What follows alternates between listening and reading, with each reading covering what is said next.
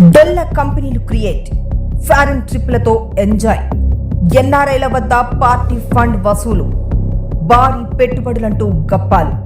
ఇవి బీఆర్ఎస్ పాలనలో గతంలో జరిగిన గొప్ప పనులు.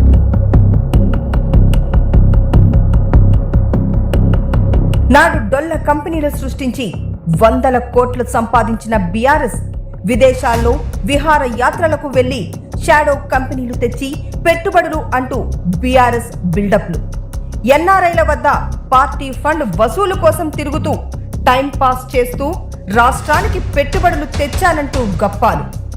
తమ అనుచరుల పేర్లపై ఉన్న డొల్ల కంపెనీలతో ఎంఓయూల ఒప్పందాలు, వందల కోట్ల పెట్టుబడులు తెచ్చానంటూ అసత్య ప్రచారాలు, ఇన్వెస్ట్మెంట్స్ తీసుకురావడంలో అసమర్థతను కప్పిపుచ్చుకోవడానికి నానా ప్రయత్నాలు, పబ్లిసిటీ చేసుకున్న తర్వాత చెత్తబుట్టలోకి ఎంఓయూలు.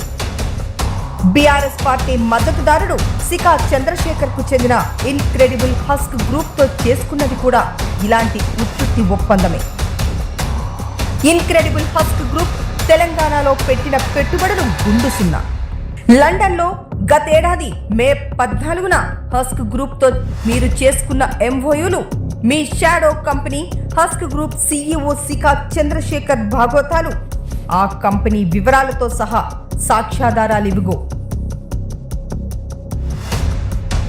తీసుకురాని పెట్టుబడులు తీసుకొచ్చినట్లు చెప్పుకోవడం, డొల్ల కంపెనీలనే అసలైన కంపెనీలన్నట్లు నమ్మించడం, ఇలా పదవిలో ఉన్నంతకాలం బీఆర్ఎస్ చేసిన ఇలాంటి అసత్య ప్రచారాలెన్నో. ఈరోజు పార్టీకి సుమారు 1000 కోట్ల నిధులు సమకూరినాయి.